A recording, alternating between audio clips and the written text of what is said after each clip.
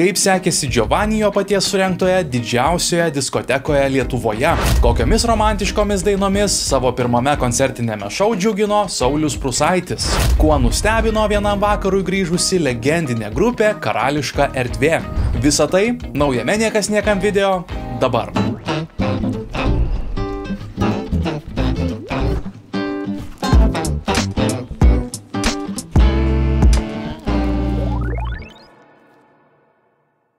Lapkričio 29-osios vakaras Kauno Žalgirio arenoje virto ne tik didžiausia diskoteka Lietuvoje, bet ir istorinė elektroninės muzikos švente.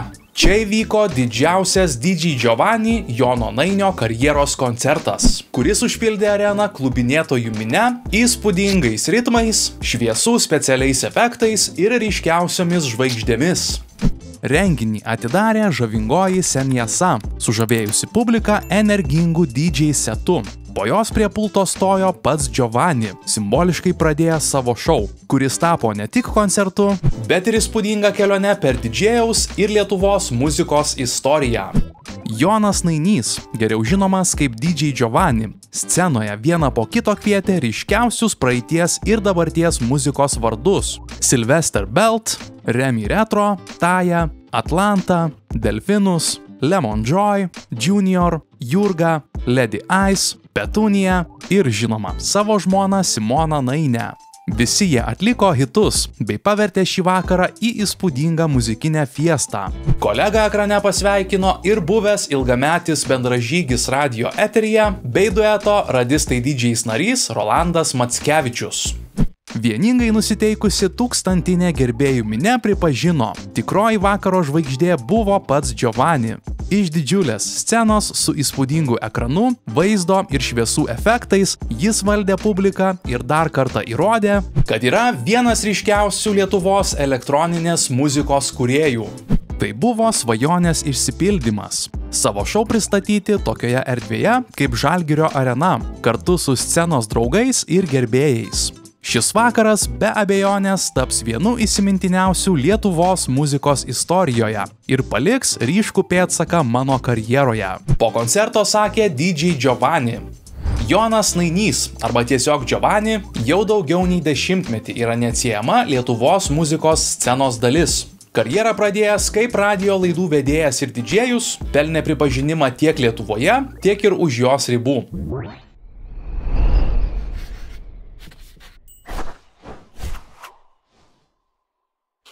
Gruodžio 6-ąją Saulius Prūsaitis pasirodymų sostinės koncertų salėje Kompensa pradėjo savo metų koncertinį šou 2024. Pirmąjį turo koncertą dainininkas pradėjo romantiškai.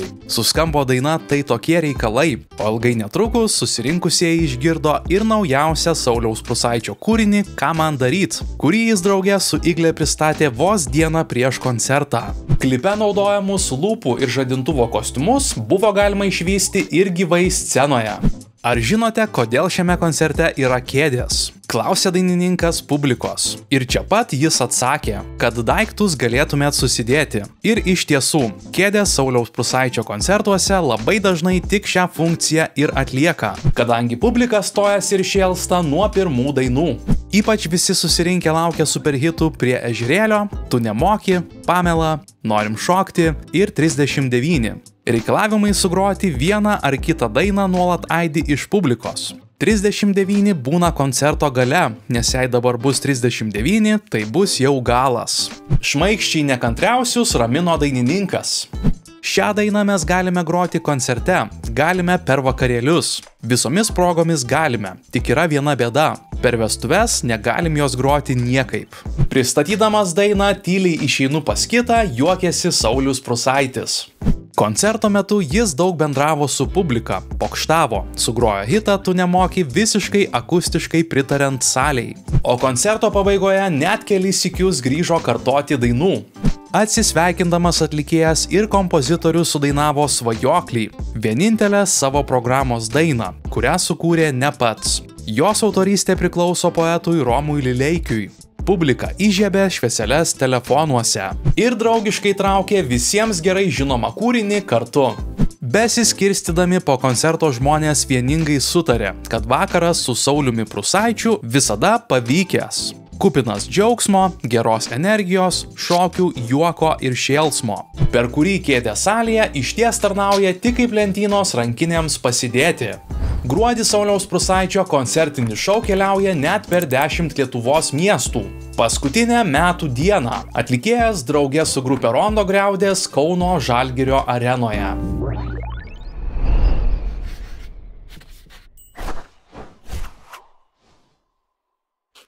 Gruodžio 7-osios vakarą Kauno Žalgirio areną sudrebino ilgai lauktas legendinės Lietuvos šokių muzikos grupės Karališka erdvė koncertas.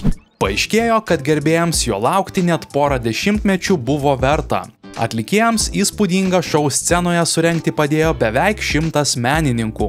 Daugiau nei 60 šokėjų grupė, riedutininkai, breiko šokėjai ir ore triukus atliekantys akrobatai. Koncertas prasidėjo daugeliu gerai žinomų grupės kūrinių diskoteka. Vos suskambus pirmiesiems akordams, klausytojų minia ją ėmė dainuoti kartu. Ne tik ištikimiausi gerbėjai, bet ir arenoje gausiai susirinkę jaunosios kartos atstovai. Beje, atlikėjai anksčiau minėjo, kad viena iš priežasčių paskatinusių juos grįžti į didžiąją sceną buvo suvokimas, kad senieji jų kūriniai atgimė bei sulaukė naujų klausytojų susidomėjimo. Neįtikėtina, kad mūsų dainos tapo muzikinių šou ir populiariausių atlikėjų repertuaro dalimi, net kai kurių sporto klubų fanų himnų, mums jau seniai nesant scenoje. O kai mūsų kartu su Giovanni ir Remiu Retro atnaujinta Iš lėto leidžiasi saulė sulaukė 14 milijonų perklausų, supratome, kad bent vienam kartui turime sugrįžti ir taip atiduoti duoklę savo gerbėjams. Sakė grupės nariai Neringa Levulienė ir Linas Domeikis. Koncerto metu suskambus žymiai dainai Kelių erelis, renginio dalyvių laukė staigmena.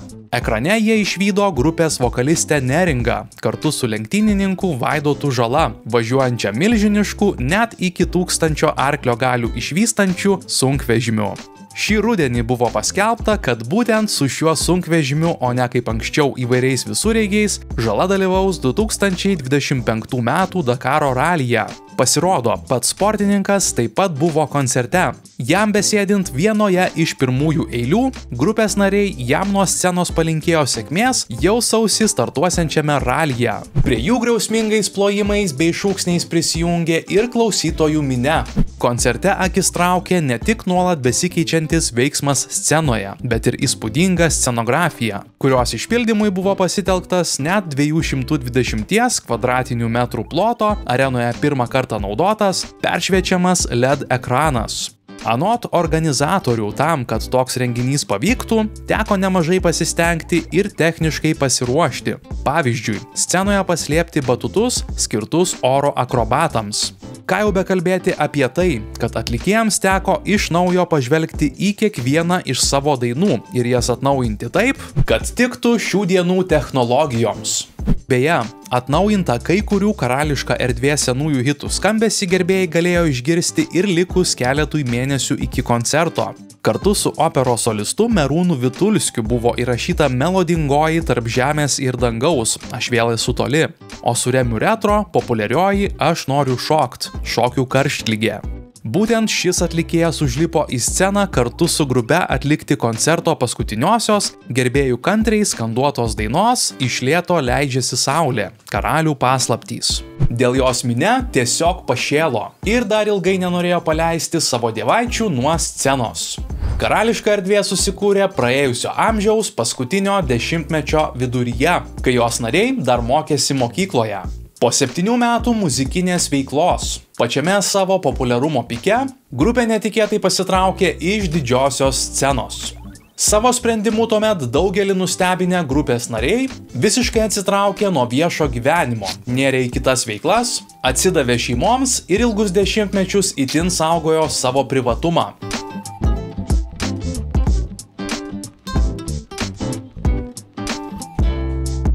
Šiandien naujienų tiek, pasimatysime po 2 savaičių. Nepamirškite paspausti patinka, užsiprenumeruoti kanalą ir pasidalinti video su kitais. Iki!